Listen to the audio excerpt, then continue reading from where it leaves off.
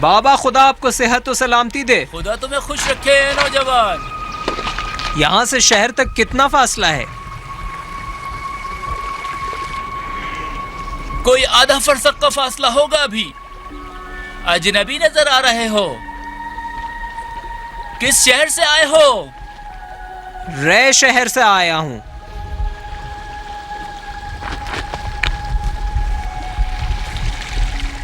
کیا کرتے ہو؟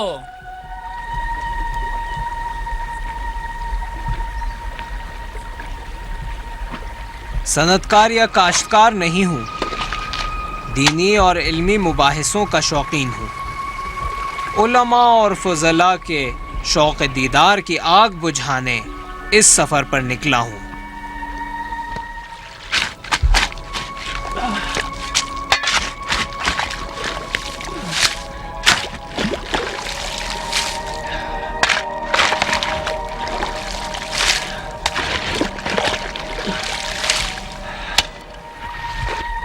کسے ڈھونڈنا چاہتے ہو؟ ایک ایسا عالم دین جو اس شہر میں رہتا ہے، جس کا مقام پورے خراسان میں سب سے بلند و بالا ہے.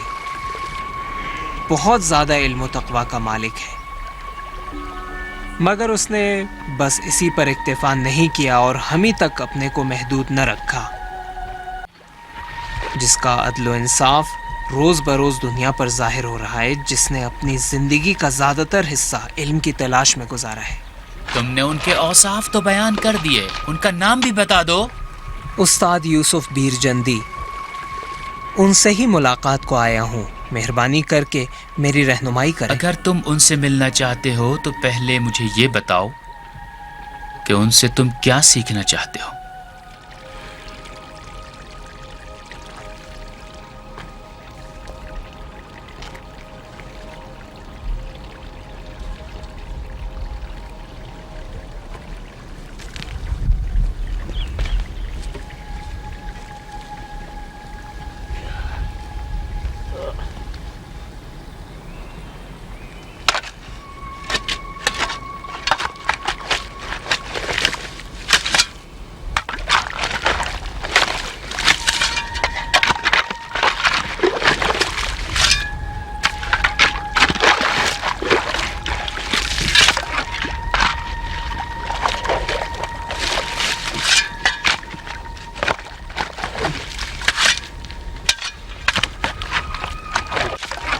تم ان سے کیا سیکھنا چاہتے ہو؟ حدیث، فقہ اور کلام اور وہ تمام علوم جس کے ذریعے قرب الہی کو حاصل کر سکوں.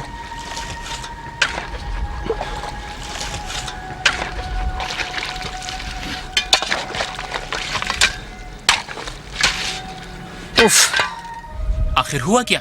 یہ کام میرے لائق نہیں ہے. اہل علم و ہنر کو زراعت سے کیا کام؟ اہل علم کی تلاش میں خراسان تک آیا ہوں، کاشتکاری اور کھیتی باڑی کے لیے نہیں.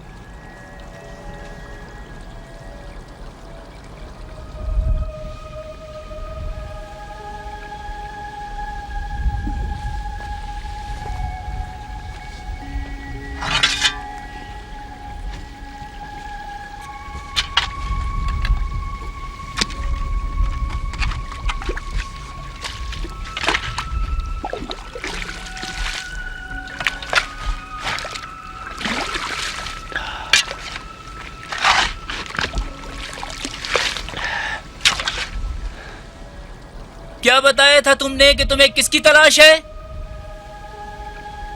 کہاں نا، استاد یوسف بیرجندی، وہی جن کے پاس لوگ حدیث و فقہ و کلام کا علم حاصل کرتے ہیں.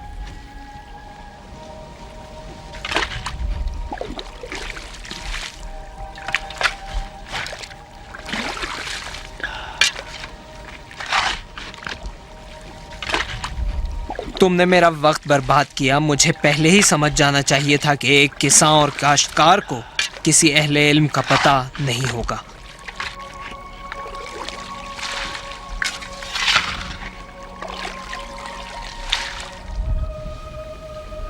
میں سمجھ گیا کہ تم کس شخص کے بارے میں پوچھ رہے ہو. میں پہچان گیا کہ تمہیں کس کی تلاش ہے.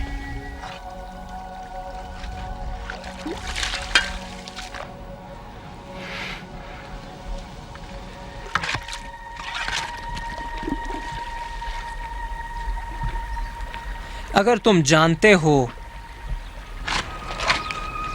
تو جلدی بتاؤ کہ میں اس سے کہاں ملاقات کر سکتا ہوں. مجھے بہت جلدی ہے. تم اسی کے پاس ہو. یوسف بیرجندی میرے علاوہ اور کوئی نہیں. وہ ایک بلند پایہ حکیم و بلند مرتبہ انسان ہے.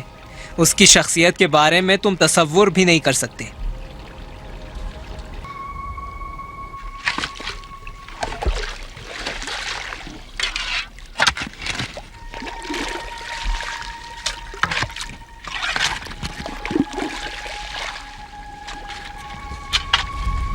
یوسف بیرجندی خداوند متعال کا ناچیز بندہ ہے،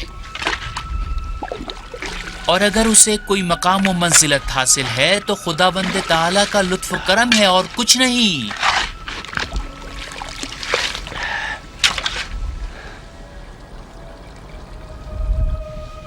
میں کیسے یقین کروں کہ تم ہی یوسف بیرجندی ہو ہیں؟ صبح سویرے شہر میں آ جانا اور اس کے درس میں حاضر ہو جانا. وہاں تمہیں پتہ چل جائے گا کہ یوسف بیرجندی کون ہے اور کیا کہتا ہے اور کیا چاہتا ہے. جنہوں نے ان کے اوصاف بیان کیے ہیں انہوں نے ان کی کھیتی باڑی کا کوئی ذکر نہیں کیا. اور صحیح بات بھی، علمی مشغلہ کا زراعت سے کیا تعلق ہو سکتا ہے؟ استاد کا درجہ بہت بلند و بالا ہے. کھیتی باڑی کرنا وقت برباد کرنا ہے.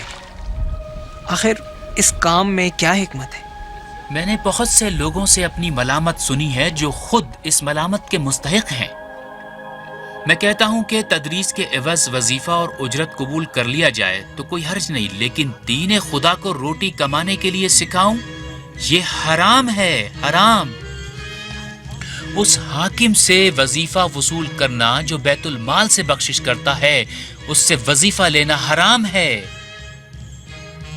تدریس کا مشغلہ عبادت ہے، عہدہ و مقام اور مال و دولت جمع کرنے کا ذریعہ نہیں ہے.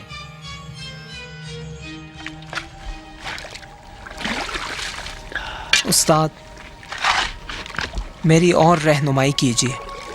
ہدایت و رہنمائی تو انبیاء کا کام ہے. میں تو صرف دین خدا کی آہستہ آہستہ اور تھوڑی تھوڑی تعلیم دیتا ہوں. تم خود اس وسیع دسترخوان سے فائدہ اٹھاؤ اور اتنا جان لو کہ اگر جاہل رہو گے تو تمہاری کوئی قدر و قیمت نہیں. تمہیں صرف حیوانات میں شمار کیا جائے گا اور کچھ نہیں.